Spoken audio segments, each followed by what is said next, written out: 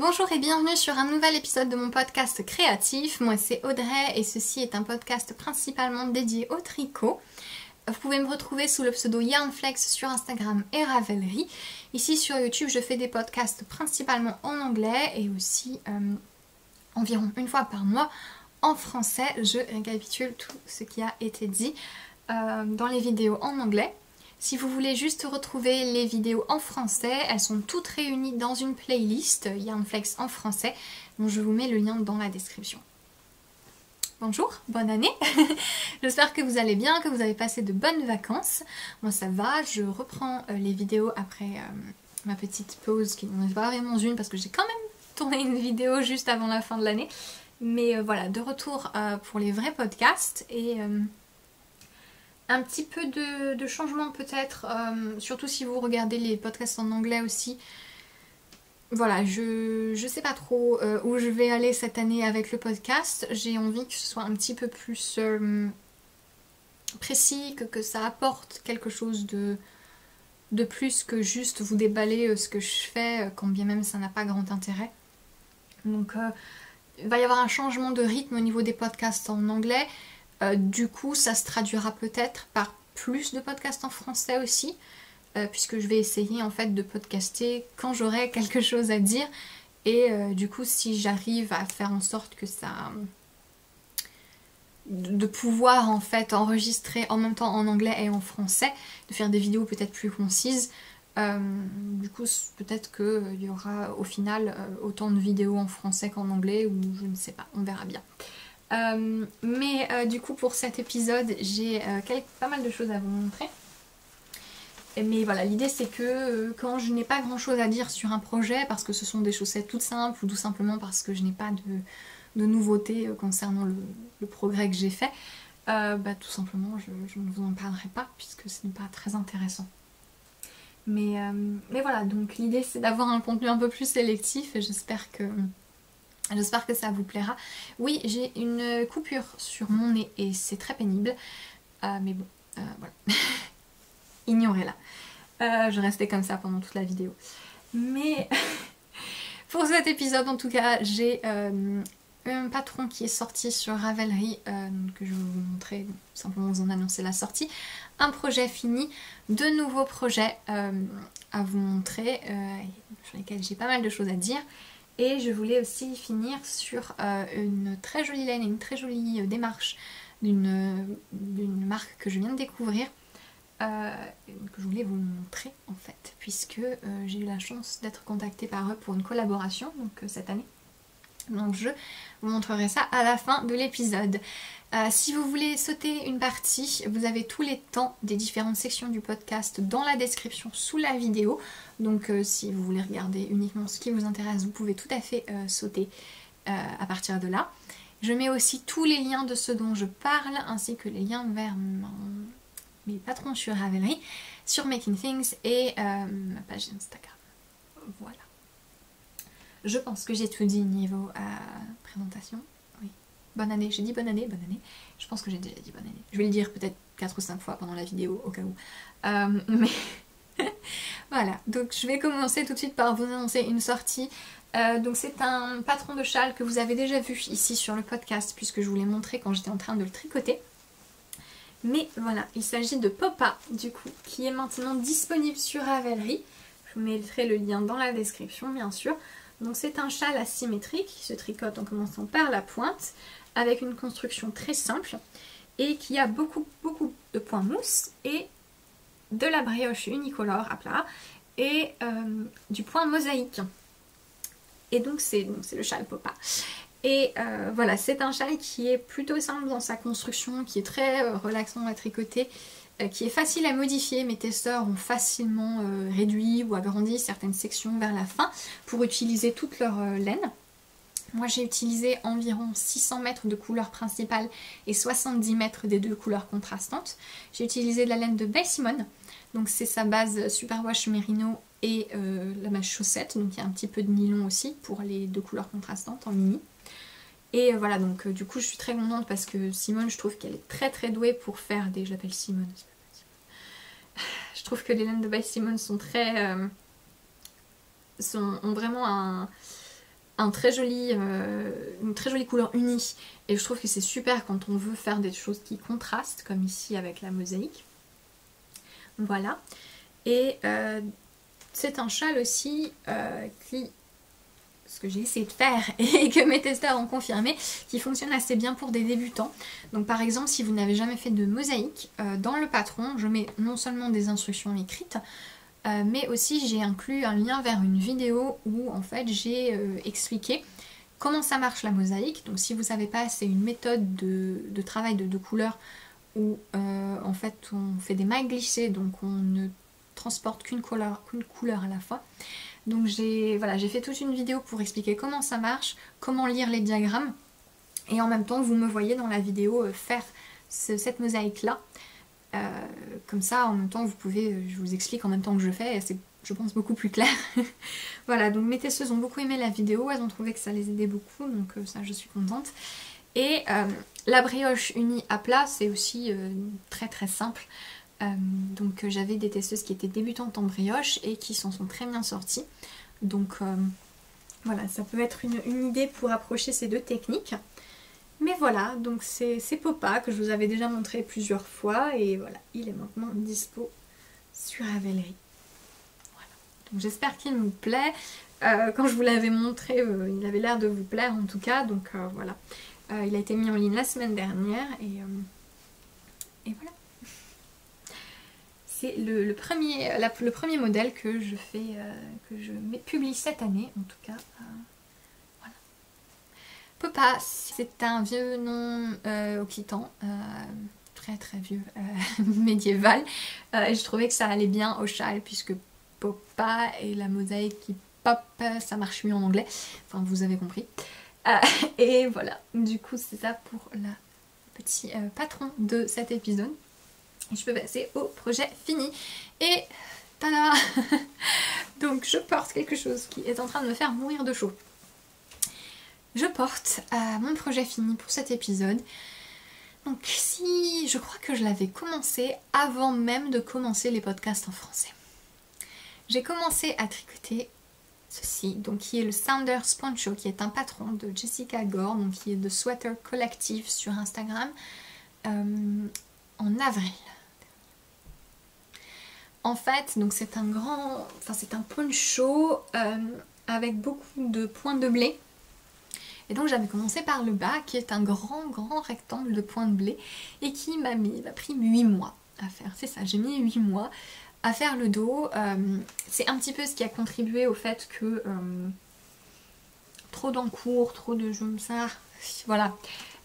Juste le fait de le voir dormir et de pas le tricoter du tout pendant plusieurs mois à la suite, en fait ça m'a un petit peu rendu triste et agacée. Et du coup voilà, je pense que ça a un peu provoqué mon envie de limiter mes projets et d'être un peu plus concentrée et organisée. Et du coup je me suis dit que pour les fêtes, j'allais me concentrer là-dessus. Et du coup, je l'ai fini. Donc j'ai mis 8 mois à faire le dos. Et j'ai mis 2 semaines à le finir et à faire le devant et l'assemblage et tout. Ouais. Il faut dire que le devant était super intéressant à tricoter. En fait, j'essaie de me lever un peu pour vous montrer. Donc il y a un panneau de torsade sur le devant qui est très très sympa. Il est très motivant à tricoter. Ce sont des répétitions de 16 rangs, donc ça va assez vite. Et il n'est pas très dur à suivre dans le sens où j'étais capable de le faire tout en regardant les films. J'ai l'impression qu'il y avait une erreur là, mais non, c'est bon. Ça aurait été drôle hein, que je sois là dire en fait il était super facile à suivre et boum, il y a une grosse erreur en plein milieu, mais non, c'est bon, tout va bien. Et ce sont des torsades qui sont vachement intéressantes dans le sens où elles sont une base de côte. Par exemple, celle-ci, en fait là c'est 6 mailles. Et donc divisé en 3 et 3 avec une maille en vert au milieu. Et en fait je trouve que c'est très intelligent parce que le poncho est fait pour être tricoté avec une laine qui a beaucoup de drapés comme l'alpaga. Et le truc de l'alpaga c'est que il y a un halo, c'est dufteux quoi, il y a plein de poils. Et du coup pour les torsades ça n'a pas une définition très très franche. Et du coup le fait que ce soit des torsades en base de côte, ça fait qu'elles ressortent beaucoup mieux du tricot. il y a vraiment plus un relief. Et je trouve que c'est très intelligent et que ça fonctionne très bien. Et c'est très sympa à faire. J'aime beaucoup celle-ci aussi, c'est fait sur le même principe. En fait, ça, si c'était juste une maille, ça se verrait beaucoup moins dans le flou provoqué par l'alpaga. Et du coup, c'est très intelligent. Et c'était très sympa à tricoter en tout cas. Et voilà, c'est très logique en fait. Parce que voilà, ça c'est 16 mailles. Et celle-là, c'est 4 et 4. C'est des répétitions de 4, pardon, 16 rangs. Et ça, c'est des répétitions de 4 rangs. Donc c'est très logique. Et on voit très bien où on en est. Est-ce qu'il faut qu'on croise ou est-ce qu'on est sur un rang plein. Et du coup, c'était très sympa à faire et ça s'est fait très très vite. Et je suis vraiment contente parce que j'aime beaucoup le résultat. Il a un drapé absolument superbe, il tient chaud. J'ai tricoté le mien en drop spuna, donc qui est 100% alpaga, coloris gris clair. Et voilà, j'aime beaucoup le résultat. On fait les finitions en fait en faisant un rabat à 3 aiguilles sur les épaules. Moi j'aime beaucoup faire les rabats à 3 aiguilles, donc j'étais contente parce qu'il y a 70 mailles de chaque côté. Et pareil de l'autre, à faire à rabattre à 3 aiguilles. Et du coup j'étais contente parce que j'adore faire ça. Voilà, j'ai fait une petite modification sur le col, je n'ai relevé que 90 mailles, donc il me semble que c'est 30 mailles de moins que ce que le patron indique, parce que pour moi c'était beaucoup trop ouvert. Et j'ai pas tricoté beaucoup de côtes, en fait j'attends que ça bouge, parce que comme c'est de l'alpaga, ça va forcément tomber et s'étirer au fur et à mesure que je le porte, et du coup j'attends que ça fasse ça.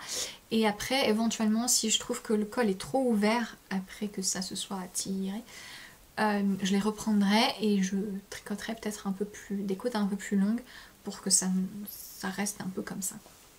Voilà. Un truc marrant, c'est que je pensais que je faisais la taille la plus grande. Il y a deux tailles dans le poncho, il y a la taille SM et la taille ML. Et je pensais que je faisais la taille ML, donc qui est un poncho complet en fait, qui arriverait au poignet. Et du coup, quand j'étais persuadée que j'avais choisi de faire ça, mais bon, c'est ce qui se passe quand on ne tricote pas un projet pendant 8 mois. Quand je suis arrivée en haut du dos et que j'ai commencé à rabattre pour le col, je me suis rendu compte que ça marchait pas. Je sais pas le bon nombre de mailles, qu'est-ce qui se passe? Et là, je me suis souvenue et je me souviens parfaitement de pourquoi j'ai choisi de faire la taille SM. C'est parce que j'ai plein de ponchos du commerce en fait qui sont vraiment genre couverture immense. Et du coup je me suis dit que ce serait sympa d'avoir un poncho qui soit un peu plus portable comme un pull, quoi. Je peux éventuellement mettre un manteau. Et je me disais que si je mettais une ceinture, faire un truc un peu comme ça avec en le ceinturant, ça peut être sympa aussi.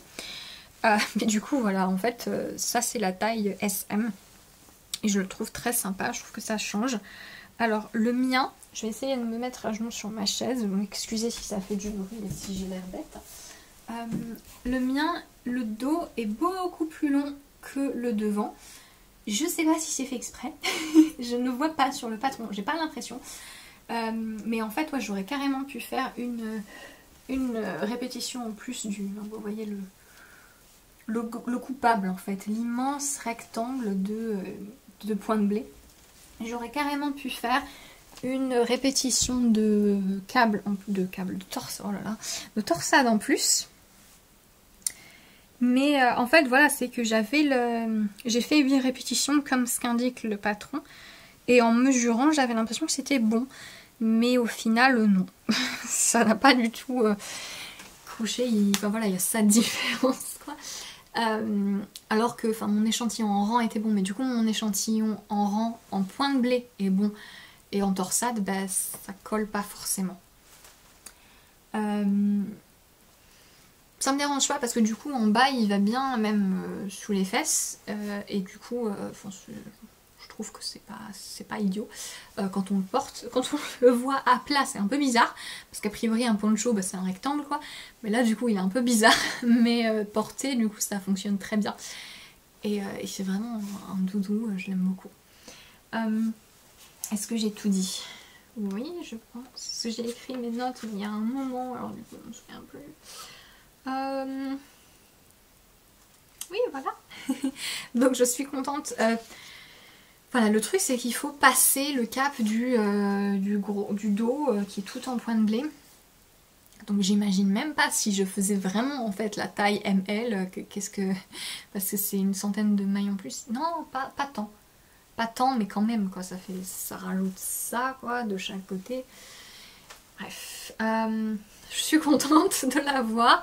Il me plaît beaucoup. Il a un beau drapé. Il est super sympa. Et je pense qu'il va être bien portable aussi, même si c'est un poncho. Vous avez vu mon truc? J'aime bien. Voilà. Pour le projet fini cet épisode, est-ce que je porte? Je peux passer aux encours. Et mon premier encours qui est hyper sympa et que j'ai vraiment hâte de vous présenter, c'est le pull For Fox Sake de Maxime Cyr, dont je vous ai parlé dans ma vidéo mes 9 projets 2019, il y a 2 semaines. Et du coup je l'ai commencé, donc c'est un pull, je pense que vous l'avez vu un peu partout sur Instagram parce qu'il a beaucoup de succès. C'est ce pull là. Voilà. Et c'est un pull que je fais pour mon copain du coup. Et donc j'ai commencé et c'est hyper intéressant. J'aime beaucoup le faire. J'ai commencé en fait, j'ai monté, je suis désolée, j'ai l'impression qu'il y a quelqu'un qui voulait me sonner à ma porte mais non. J'ai commencé et en fait j'ai fait tout ça d'un coup jusqu'à la pointe du losange ici parce que j'arrivais pas à m'arrêter en fait, c'était très addictif et c'est vraiment hyper intéressant à faire parce que ça demande de la concentration. Donc vraiment c'est pas un jacquard pour débutants. Même moi j'ai du mal, donc je dis même moi comme si j'étais une experte, non juste voilà. Ça demande de la concentration et c'est ça que j'apprécie en fait, c'est que ça retient mon attention parce qu'il y a plusieurs choses à prendre en compte. En fait, il faut être confortable avec son jacquard de base parce que sinon c'est la cata. Il y a 3 couleurs en même temps déjà. Il y a beaucoup de croisements de fils parce qu'il y a des longs... Les motifs sont espacés en fait, sont très espacés. Il y a beaucoup de croisements de fils et il y a les augmentations sur les rangs de jacquard. Donc vous avez certains rangs où vous devez vous débrouiller pour attraper 3 fils, faire des augmentations, les croiser. Enfin voilà, c'est quelque chose. Je trouve ça très intéressant parce qu'en fait j'ai aussi un projet de modèle peut-être pour cet automne qui aura sans doute aussi, enfin c'est sûr, aura besoin de tenir 3 fils en jacquard en même temps. Et du coup là c'est très intéressant parce qu'en fait je vois où est le bon rythme en fait. Quand on fait du jacquard il faut qu'il y ait un rythme et une logique et il faut qu'on puisse... que ça puisse être fluide pour que ce soit agréable et qu'on se prenne pas la tête et qu'on se trompe pas 3 fois sur le même rang, n'est-ce pas? Ça m'est arrivé hier soir. Mais du coup j'arrive à voir sur quel rang ça fonctionne et sur quel rang ça fonctionne pas et à comprendre un petit peu qu'est-ce qui fait que y a des rangs où c'est vraiment un peu pénible et des rangs où ça se passe super bien et c'est beaucoup plus fluide. Donc ça va beaucoup m'aider pour ce futur design. Voilà, dans tous les cas là, en fait ce qui se passe c'est que sur les longs espaces bleus comme ça, on est obligé de rattraper 2 couleurs différentes et sur plusieurs rangs consécutifs et du coup c'est assez compliqué de pas croiser le fil au même endroit où on l'a croisé sur le rang précédent. Et du coup, ce qui fait que si je m'amuse à tirer et à pousser, c'est pas joli parce qu'on voit les croisements. Surtout que là, il y avait plein d'augmentations en même temps. Alors du coup, forcément, ça tord un petit peu le tissu, enfin le tricot. Donc j'espère qu'en bloquant, ça restera bien lisse et bien joli. J'ai fait de mon mieux. Mais oui, c'est pas, disons que c'est pas le jacquard le plus facile, c'est pas extrêmement compliqué, c'est juste qu'il faut être concentré et savoir ce qu'on fait. Moi ça me plaît parce que j'aime bien avoir ce côté un petit peu méthodique, disons, dans le jacquard et vraiment ça me force à me concentrer et du coup je vois plus le temps passer parce que je fais. Et c'est bien intéressant. Et voilà, donc les 2 trucs principaux, c'est vraiment le croisement des fils qui est très récurrent et à des positions pas forcément heureuses. Et du coup la dominance des couleurs, parce que donc, quand on a 3 couleurs, il faut réfléchir un petit peu à chaque fois à quelle couleur on veut faire ressortir. Donc si vous ne savez pas de quoi je parle, la dominance des couleurs, c'est le phénomène naturel qui fait qu'en jacquard, vous avez la couleur qui est prise en dessous, qui ressort un petit peu plus parce qu'elle a plus de place pour sortir. Donc visuellement, elle va sortir plus que la couleur du dessus. C'est très subtil, hein, on le voit vraiment quand on met côte à côte la différence. C'est la raison pour laquelle c'est mieux en jacquard de vraiment, on met la laine, cette couleur à une position et on ne la bouge pas pour que ça reste cohérent en fait. Et voilà. Et du coup là quand on a 3 couleurs, des fois c'est évident parce que on a tendance, on préfère souvent, en tout cas c'est mon cas, et c'est ce qui est un peu le plus logique, c'est que ce soit la couleur du motif qui ressorte et que la couleur de fond soit en arrière. Après c'est hyper marrant de faire l'inverse en fait, surtout quand c'est des motifs géométriques, d'inverser les 2 couleurs parce que du coup ça fait une espèce d'illusion d'optique où d'un côté on voit le motif, admettons vous avez un jacquard nordique en bleu et blanc, d'un côté vous allez avoir le blanc qui ressort, de l'autre le bleu, et ça fait un effet d'optique qui est assez marrant, donc c'est intéressant de faire l'inverse, justement de faire le truc qui est pas logique en quelque sorte. Mais bon, dans ce cadre là ça reste un jacquard figuratif, donc j'ai quand même envie que ce soit les motifs qui ressortent. Donc des fois c'est très logique, là par exemple évidemment que c'est le blanc que je vais faire ressortir, et quand il y a le jaune évidemment que c'est le jaune. Mais par exemple là, sur les têtes du renard, et parce que c'est des petits renards, hein, sur les têtes du renard, on pourrait se dire j'ai envie que ce soit les lunettes qui ressortent. Mais le problème c'est que les lunettes c'est la même couleur que la couleur de fond. Et du coup on peut pas les changer. Parce que ce serait vraiment pas joli. Enfin ça se verrait en fait, ça ferait brouillon. Enfin, moi je le vois en tout cas. C'est vraiment subtil. Hein. Enfin personne va remarquer ça. Mais moi je le saurais et ça me stresse.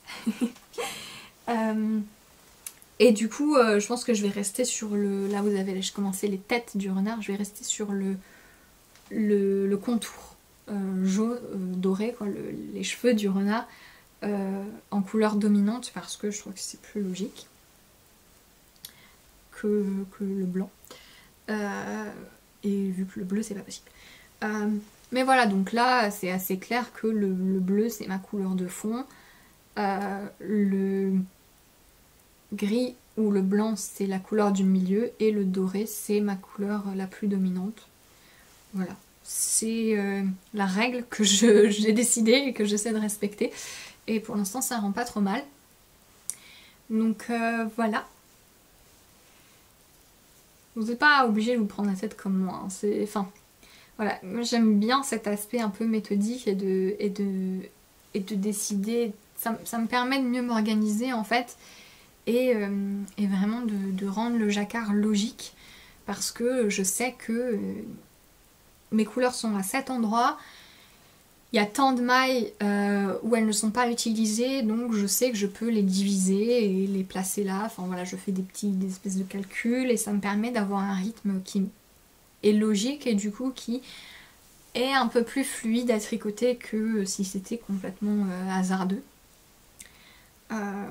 Mais du coup c'est hyper sympa à tricoter et j'ai vraiment hâte de continuer et de finir le jacquard et que ce soit un peu plus relaxant. Mais et que ça aille plus vite surtout. Mais j'espère que au blocage ce sera pas trop moche. Ça là, ça m'énerve. J'ai pensé à me dire je vais juste pas croiser les fils mais c'est trop long.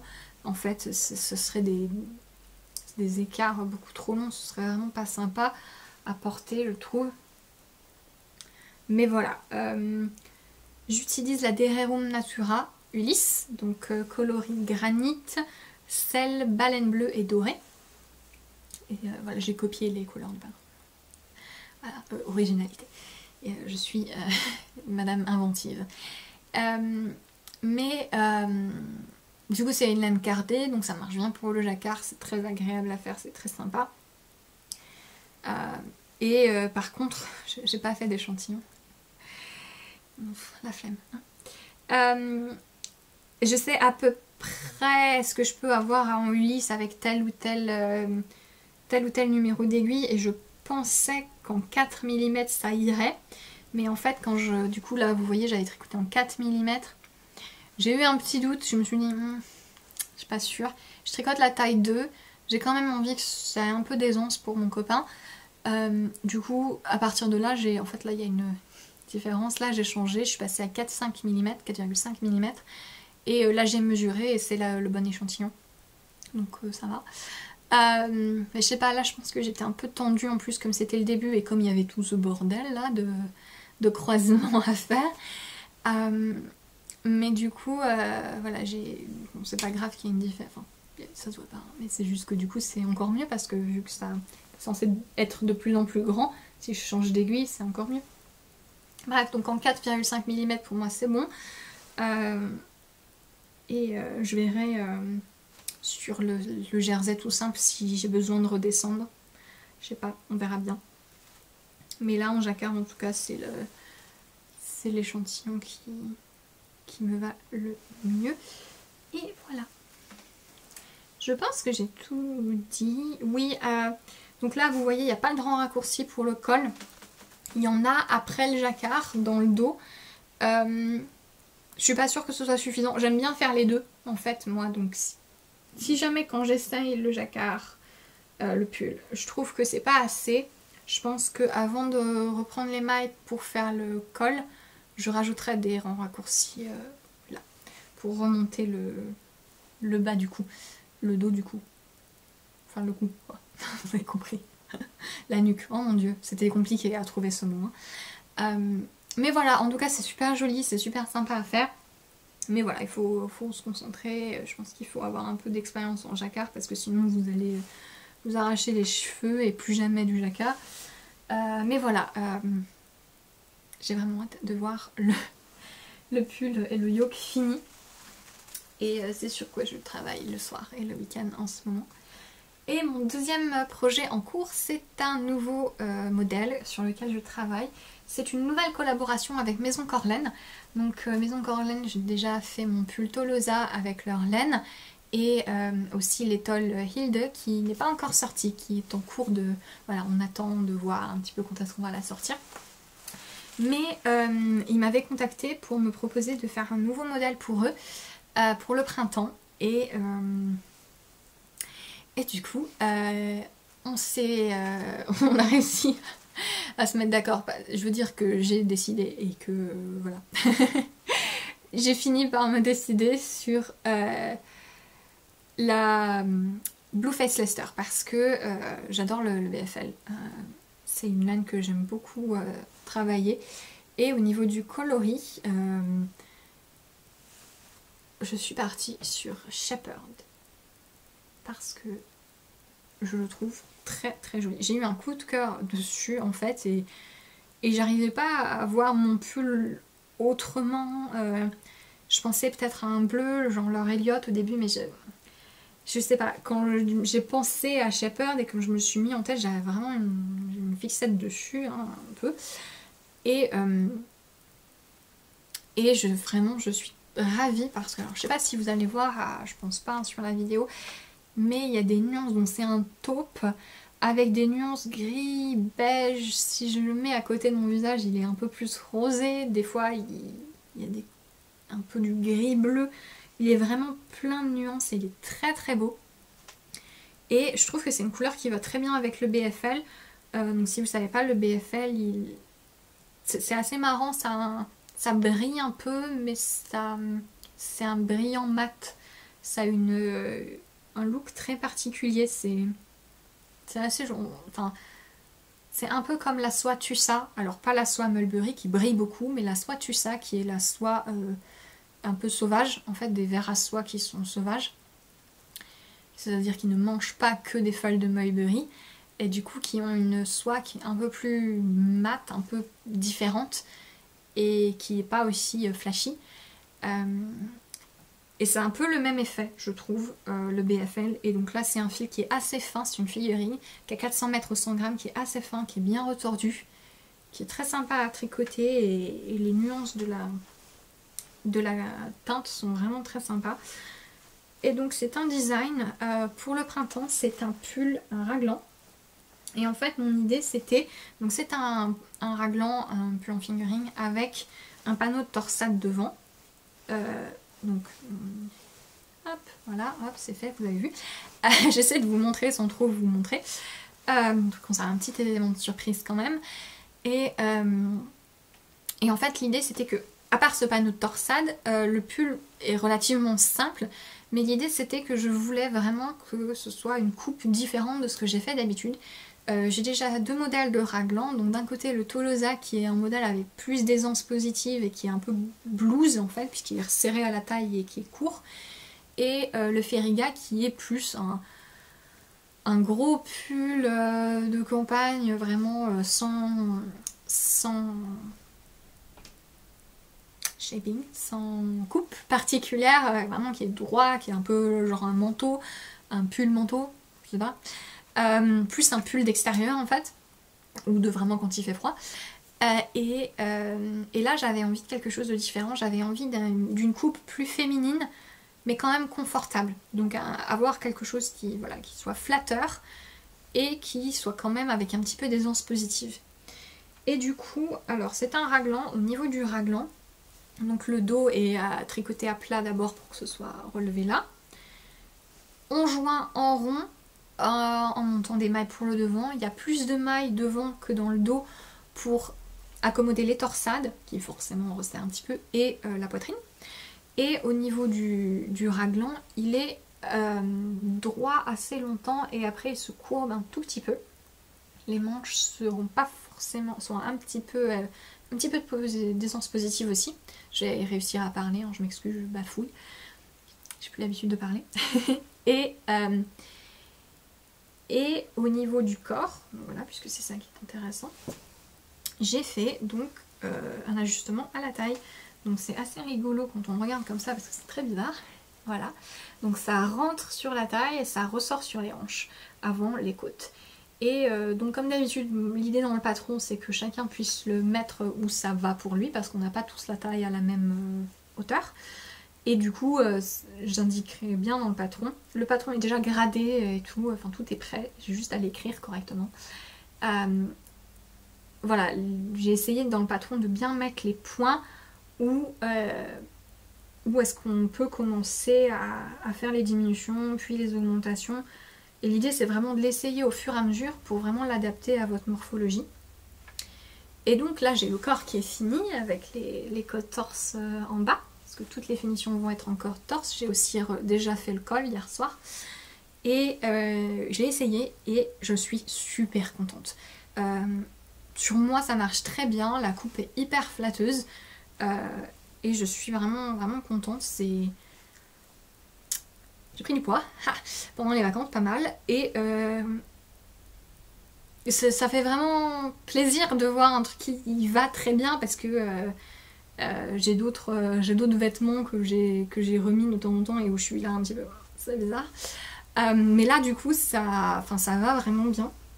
Je suis vraiment contente. Bon, je dis j'ai pas pris 10 kilos, enfin voilà, je me plains pas, hein, c'est juste que j'ai remarqué que j'ai pris du poids et je trouve que j'ai mis le pull, il est pas bloqué, il est tout bizarre. J'ai mis le pull, je me suis regardée dans la glace et je me suis dit ah c'est bien. Donc je suis contente de ce que j'ai réussi à faire pour ma morphologie. J'espère vraiment avoir réussi à faire quelque chose qui soit facilement adaptable, notamment au niveau du buste pour celles qui ont une plus forte poitrine. Évidemment que les ajustements à la taille sont en option. Il y a des personnes qui n'en ont pas besoin ni envie, donc on peut juste pas le faire. C'est assez simple d'en faire plus ou moins. Et à chaque fois, voilà, j'ai bien noté toutes les indications. C'est vrai que c'est important pour moi que vous puissiez faire ce que vous voulez avec mon patron pour l'adapter à votre morphologie et à ce que vous voulez. Et donc là je suis assez contente de ce que ça donne puisque c'est exactement ça. Je trouve que c'est une coupe qui est flatteuse mais qui en même temps qui est hyper confortable et naturelle, et juste avec un jean ça va être très sympa. Il me manque juste la manche. Alors la manche, moi je vais les faire 3/4 puisque ça va être un pull plutôt printemps. Il va y avoir un détail au niveau du enfin du coup ce sera pas le poignet, mais voilà.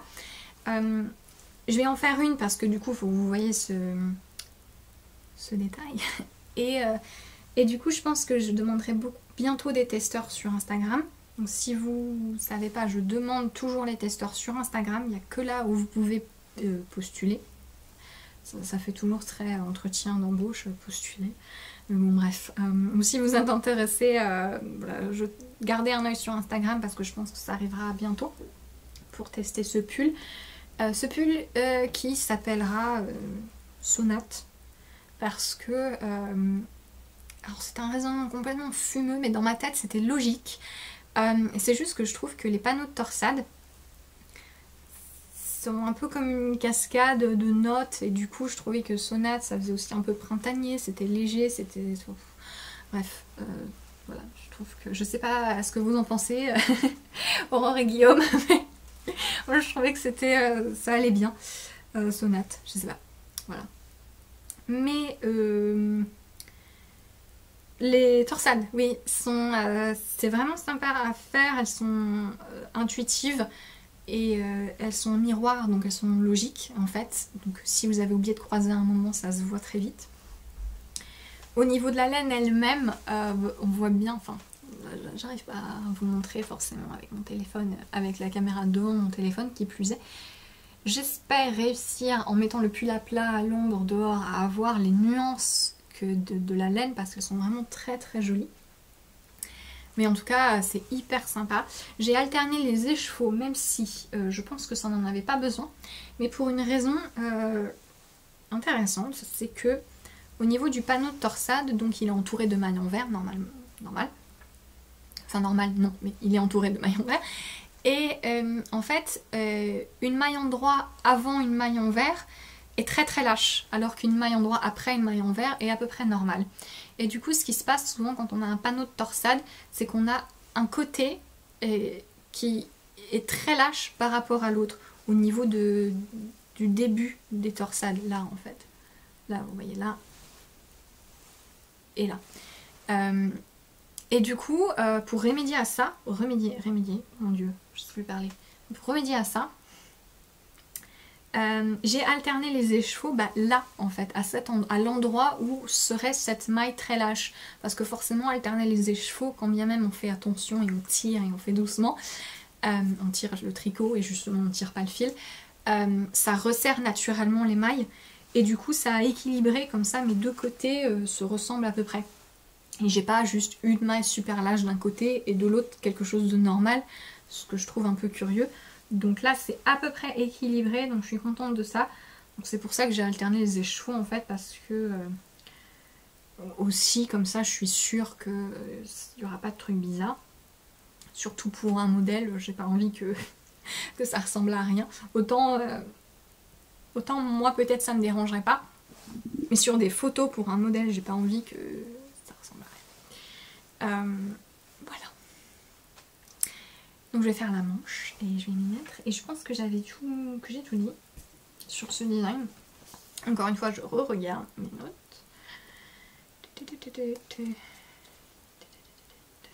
Oui.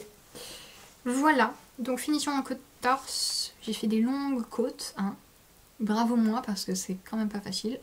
J'aime vraiment pas faire des longues côtes. J'ai fait un petit truc avant pour que ce soit joli à la fin du panneau de torsade. Et voilà, et il me plaît beaucoup ce pull, et donc j'ai vraiment hâte de l'envoyer au testeur et de voir comment ça rend sur différentes personnes, et les modifications,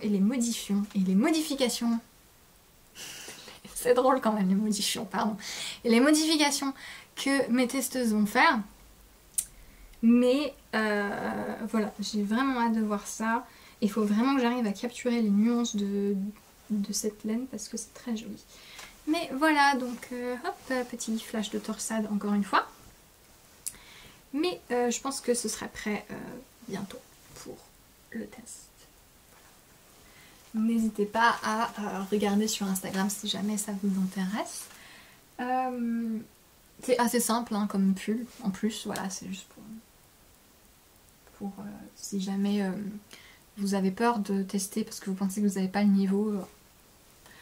De manière générale, c'est rarement une bonne idée d'avoir des testeurs qui savent tout faire et qui sont complètement sûrs d'eux. Mais voilà. Qu'est-ce que je voulais dire? Oui, je pense que j'ai tout dit sur mes encours. Et je peux finir cet épisode avec une très jolie laine que j'ai reçue. J'ai été contactée il y a quelques mois par Nomade Mousse. Je m'excuse si je ne le prononce pas correctement. Qui est donc une marque de laine basée en Suisse. Et en fait, leur démarche, c'est d'utiliser des fibres qui viennent donc de Mongolie et du Tibet. Et qui...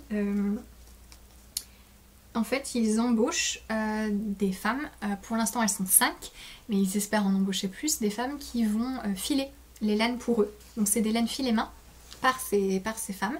Il y a des portraits sur leur site internet de chacune de ces fileuses. Donc c'est très sympa comme démarche. L'idée c'est vraiment d'aider ces familles à avoir un petit revenu complémentaire. Et c'est vraiment très sympa. Et ils m'ont contacté il y a quelques mois puisqu'ils ont envie de faire découvrir leur marque un peu plus et de prévoir pour 2019 des collaborations avec différents designers pour avoir des modèles. Et du coup ils m'ont contacté pour savoir si je serais intéressée pour collaborer avec eux et j'ai dit oui puisque ça m'intéressait de découvrir cette laine puisque leur démarche a l'air quand même très sympa et j'ai peu tricoté de laine, tout ce qui est yak. Ils ont plusieurs qualités, ils ont du yak, du chameau et notamment un mouton qui s'appelle Sartoul, Smooth Sartoul Sheep, donc le mouton Sartoul, voilà, doux. et donc on a fini, à force de va-et-vient, à trouver quelque chose qui nous convient. Alors j'ai une petite idée d'un gilet, en fait c'est une idée d'un gilet, il faut que j'échantillonne pour voir si ça va fonctionner. En fait c'est mon beau à lèvres qui fait une trace blanche sur mes lèvres au bout d'un moment et c'est un peu pénible, ça me distrait. Ça plus mon point rouge là, c'est curieux. C'est superbe. Donc j'ai reçu ces laines et bon, je surprends personne, hein. Évidemment j'ai choisi ce coloris au final. Donc ça c'est une 100% yak, donc c'est la qualité High Mountain Yak, donc 100% yak de Mongolie, qui est donc c'est donc des laines filées main. Là c'est 2 brins, c'est du yak, c'est doux, ça a une profondeur de couleur. Là la couleur c'est Yes My Eagle Can Do et donc c'est ce rouille absolument magnifique. Et en fait ce qui est très sympa c'est que sur chaque écheveau vous avez en fait la photo et le nom de la personne qui a filé cette laine. Donc là c'est Full Maya et je m'excuse parce que je sais pas du tout comment on est censé prononcer ces noms et je fais pas confiance à Google Trad pour ce genre de choses. Et donc ici c'est Sujita. Et donc je trouve ça très sympa parce qu'après vous pouvez voir en fait les portraits de ces femmes sur le site de Nomade Mousse et c'est hyper sympa. Donc ça c'est le yak et ça. Et donc ça c'est du mouton Sartoul que je ne connaissais pas, que je n'avais jamais testé avant. Et franchement les mérinos ils peuvent aller se rhabiller parce que c'est super doux. C'est vraiment c'est la laine la plus douce que j'ai jamais touchée. C'est plus que les mérinos super fins, super wash, tout ce que vous voulez. Ça c'est beaucoup plus fin. C'est plus doux que le yak, je trouve. C'est ridicule. En fait ça a le moelleux de l'alpaga, mais ça n'a pas le côté piquant, ça n'a pas, c'est un tout petit halo, c'est pas du tout comme les brins de l'alpaga. C'est vraiment super doux. Et je pense que tout le monde adorerait ça près du cou, c'est vraiment très doux. Donc super surprise. Là c'est le coloris, enfin c'est la teinte blanche, donc Altai White. Et du coup je vais utiliser les deux ensemble. Et mon idée c'est, je vais essayer un jacquard. En fait j'avais soit un gilet avec un détail de torsade, mais je sais pas si au niveau de la définition ce sera assez. Et du coup je pense que je vais échantillonner d'abord mon idée de jacquard qui me plaît plus. Ce sera un gilet simple avec un détail de jacquard sur le bas des manches. Et c'est l'idée. En fait, je vais échantillonner avec ça, montrer ça à nos banos, voir ce qu'ils en pensent, essayer de peaufiner tout ça.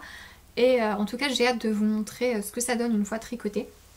Parce que c'est vraiment très intéressant. Donc forcément, c'est filet main, il y a quelques irrégularités, mais c'est très bon, il n'y a pas de souci. Mais c'est juste que ça a vraiment un caractère très intéressant. Moi, j'aime bien tricoter avec des laines filet main. Et là, en plus, c'est vraiment une belle démarche et une personnalité intéressante à chaque écheveau. Et donc, leur devise, un petit peu, c'est Knit for Good. Donc, c'est tricoter pour le bien, mais en même temps, ça veut aussi dire pour de bon en anglais. Donc, c'est un petit jeu de mots, je pense, entre les deux. Et c'est quelque chose que j'apprécie. Et j'ai en tout cas hâte de m'y mettre et de voir ce que ça donne sur les aiguilles. Et je vous remontrerai ça très vite. Et voilà, je pense que j'ai tout dit.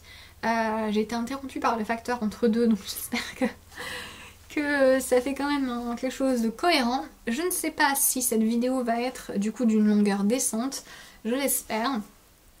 Mais voilà, donc j'espère que cet épisode vous a plu. Merci beaucoup d'avoir regardé, je suis très reconnaissante de me suivre ici sur YouTube et de commenter et de partager les vidéos et tout ça, ça fait vraiment plaisir. J'espère vraiment que j'arriverai à faire des podcasts qui correspondent un peu plus à l'approche que j'ai du tricot en fait, qui est un peu, voilà, un peu technique et très basée sur les matières.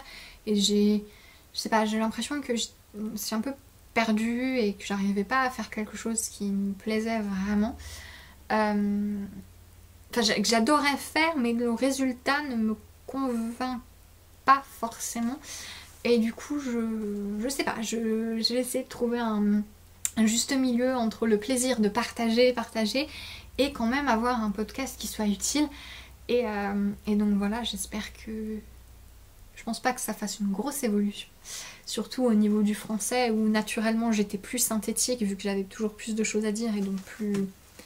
En fait, voilà, les podcasts en français ont toujours été plus proches de ce que je voulais faire vraiment que les podcasts par rapport aux podcasts en anglais. Et du coup, je vais essayer d'un peu de revoir tout ça et j'espère que ça vous plaira. Et voilà, je pense que j'ai tout dit. Je vous souhaite une bonne fin du mois de janvier. On se revoit, je ne sais pas trop quand.